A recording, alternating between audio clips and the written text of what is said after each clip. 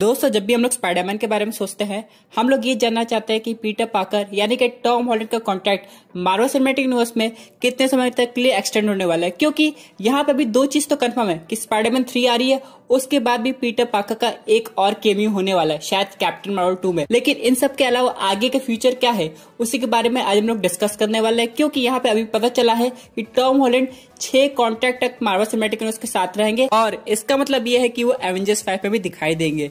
लेकिन इन सब के अलावा falcon and the winter soldier से भी एक मेजर अपडेट है, साथ ही साथ ब्लैक विडो के फाइनल ट्रेलर पर भी एक अपडेट आने वाली है। तो दोस्तों, कंप्लीट वीडियो स्टार्ट करने से पहले आप लोग वीडियो कर दीजिए लाइक और कमेंट कीजिए स्पाइडरमैन।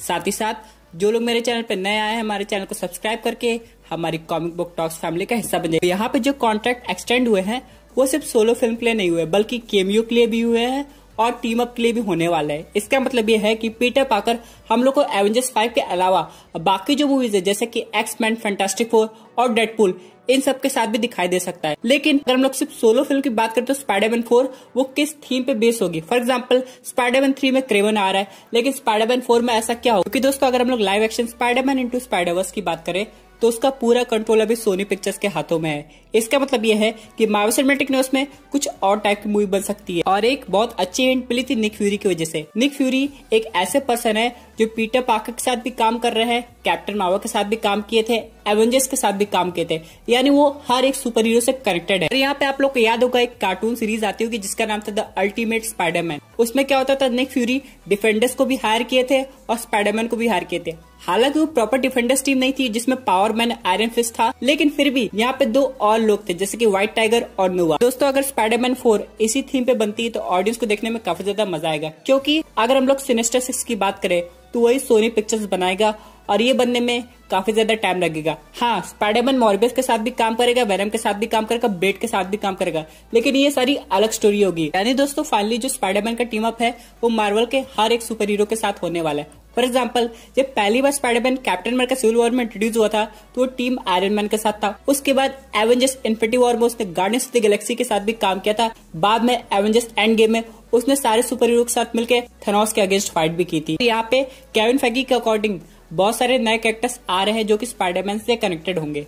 इसलिए यहाँ पे स्पाइडरमैन को नया रोल देना चाहिए, उसकी एक अपनी लाइफ होनी चाहिए जिसमें वो शहर को प्रोटेक्ट करे। एवेंजर्स लेवल का थ्रेट भले आ जाए, लेकिन वो तब आएगा जब कोई बड़ी मूवी आने वाली होगी। लेकिन अगर बेसिक मूवी की बात करें पार्ट 4 की, तो उसमें गैलेक्टस थोड़ी आ जाएगा, वो तो सीधे मेन एवेंजर्स मूवी में ही आएगा। इसलिए अगर स्पाइडरमैन 4 की हम लोग बात करेंगे तो उसमें बाकी विलन्स हो सकते हैं जैसे किंग पिंग, नॉर्मन ऑसबॉर्न, और उनके साथ स्पाइडरमैन को जो हेल्प करेंगे वो उनके जो फ्रेंड्स है जैसे डिफेंडर और बाकी सारे कुछ एक्समैन हो सकते हैं। और दोस्तों, क्या आप लोग जानते हैं कॉमिक बुक में स्पाइडरमैन काफी समय तक फैंटास्टिक फोर के साथ काम भी किया है और उसको अपना एक खुद का सूट मिला है फैंटास्टिक फोर की तरफ से, लेकिन ये सूट दिखने में काफी ज्यादा अजीब था। यहाँ पे अगर हम लोग एक्समैन की बात करें तो आपने जो पुरानी एनिमेटेड सीरीज देखी होगी, इसमें स्पाइडरमैन एक्समैन के पास गया था जिसमें प्रोफेसर चार्ल्स जेवियर ने उसकी हेल्प की थी क्योंकि वो ज्यादा म्यूटेट हो रहा था। और अगर हम लोग बात करें सिर्फ एवेंजर्स 5 की, तो अगर क्या हो कुछ समय के लिए डॉक्टर स्ट्रेंज, कैप्टन मार्वल वहां से चले जाए तो ये सबको कौन संभालेगा? तो इसका जवाब है स्पाइडरमैन। हाँ, ब्लैक पैंथर भी होंगे लेकिन वो कुछ समय बाद आएंगे। भले ही मेन एवेंजर्स को स्पाइडरमैन ना लीड करे,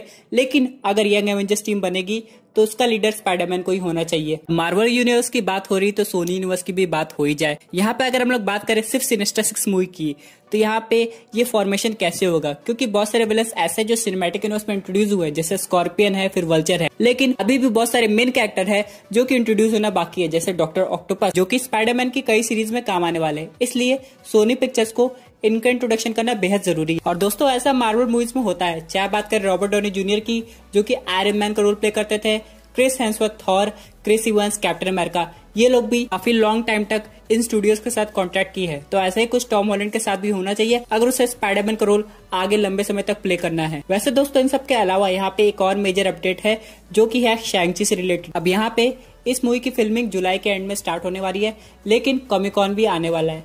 इस पे जो ये एक्टर्स है उन्होंने इंस्टाग्राम पे लाइव जाके एक हिंट दी है कि हम लोग को हो सकता है इस वर्चुअल इवेंट में एक शैंग-ची का टीजर ट्रेलर देखने को मिल जाए।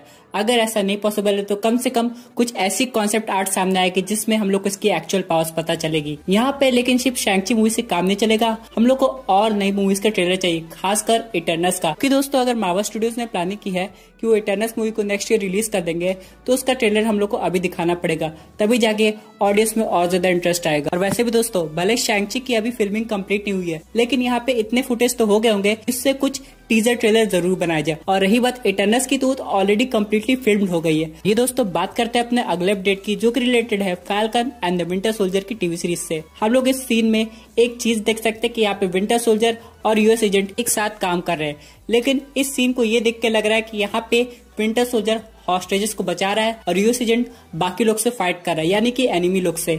इन सब के अलावा यहाँ पे एक वुमेन आती है जो कि यूएस एजेंट से फाइट करती है। बहुत लोग सोच रहे थे ये शेरन कार्टर है, जो कि हमें कैप्टन अमेरिका सिविल वॉर में दिखाई दी थी, लेकिन ऐसा नहीं है, ये कोई और है और इसके पास सुपर पावर्स भी है। इसका नाम है सॉन्ग बर्ड, ये थंडरबोल्ट्स की टीम में। और वैसे भी जब सॉन्ग बर्ड पहली बार इंट्रोड्यूस हुई थी तो वो एक तरह से विलन थी, लेकिन बाद में वो एंटी विलन बन गए, उसके बाद सुपर हीरो बन गए।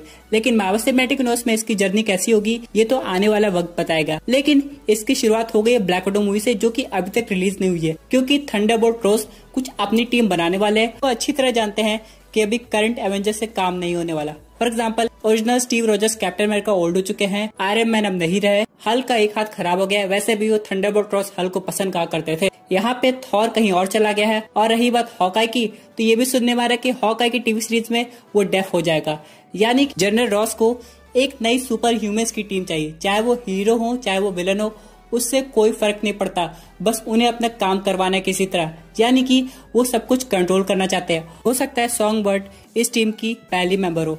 इन सब के अलावा हम लोग एक चीज नोटिस कर सकते हैं कि जो फाइट सीक्वेंस यहाँ पे चल रहा है उसमें हम लोग को फैल्कन कहीं भी दिखाई नहीं दे रहा, यानी कि जैसे वो कैप्टन अमेरिका की शील्ड गिव अप कर देता है वो कहीं और चला जाता है, यानी कि बकी और यूएस एजेंट एक साथ काम करते हैं, फैल्कन का भी नामो निशान नहीं है। तो आखिरकार वो गया कहाँ से? दोस्तों अभी तो शेरन कार्टर नहीं दिखाई दे रही, लेकिन उसका भी एक मेजर रोल होने वाला है इस टीवी सीरीज में। आप लोग को याद होगा सिविल वॉर में इसका और स्टीव रॉजर्स का एक प्रॉपर सीन था, लेकिन इन सब के बाद वो कैप्टन अमेरिका की तरफ से फाइट नहीं की थी। लेकिन अगर डिलीटेड सीन की बात करें तो एक कॉन्सेप्ट आर्ट में ये दिखा है कि शेरन कार्टर टीम कैप के साथ फाइट कर रही थी। इसी के साथ दोस्तों बात करते हैं एक और अपडेट की, जो कि रिलेटेड है ब्लैक विडो के फाइनल ट्रेलर से। अब यहाँ पे ब्लैक विडो अप्रैल में रिलीज हो जाती है, लेकिन ये सब हुआ नहीं था, इसलिए वो नवंबर में रिलीज हो रही है, यानी कि अब वक्त आ गया है उसकी मार्केटिंग फिर से करने का, इसलिए हम लोग को नया ट्रेलर की जरूरत है। लेकिन अब मार्वल स्टूडियोज ने जो ट्रेलर निकाला है वो अप्रॉक्स 2 मिनट से ऊपर का ट्रेलर होने वाला है, यानी कि उसमें हम लोग को बहुत सारे नए फुटेज देखने को मिलेंगे। और दोस्तों जब भी यहाँ पे कोई नया ट्रेलर आएगा उसमें 2 कैरेक्टर के ऊपर फोकस किया जाएगा, ब्लैक विडो और टास्क मास्टर। यहाँ पे इन लोग की फाइट सीन दिखाई जाएगी और यहाँ पे हम लोग देख सकेंगे कि टास्क मास्टर और कौन से सुपर हीरोज के मूव्स कॉपी कर रहा है। दोस्तों यहाँ पे ये भी खबर आ रही है कि मार्वल स्टूडियोज कॉमिक कॉन के अलावा अपना खुद का भी एक डिजिटल इवेंट करने वाला है। आप लोग को पता होगा जब भी कॉमिक कॉन इवेंट होता है उसमें सबको एक टाइमलाइन दी जाती है कि आपको इतने समय में अपनी प्रेजेंटेशन करके सब कुछ डिस्क्लोज करना है, लेकिन हो सकता है मार्वल स्टूडियोज के पास और भी बहुत कुछ हो दिखाने को, इसलिए वो एक सेपरेट इवेंट करके बहुत सारे काम को डिस्कस करेगा। क्योंकि दोस्तों यहाँ पे सिर्फ मूवीज की बात नहीं हो रही, बल्कि बहुत सारी टीवी सीरीज है जिनका टीजर ट्रेलर दिखाना बाकी है। आप लोग को याद होगा जब पहला टीजर ट्रेलर आया था डिज्नी प्लस पे मार्वल स्टूडियोज का, तो उसमें सिर्फ 30 सेकंड का चीज दिखाया गया था, जो कि था तीनों का, फैल्कन, विंटर सोल्जर, वांडा विजन, लोकी की टीवी सीरीज। और इसलिए दोस्तों ये इवेंट इतना ज्यादा इंपॉर्टेंट है क्योंकि फाइनली हम लोग को इस बार हर एक टीवी सीरीज की प्रॉपर ट्रेलर देखने को मिलेगा, उसके बाद हम लोग डिटेल में इसका ब्रेकडाउन कर सकेंगे।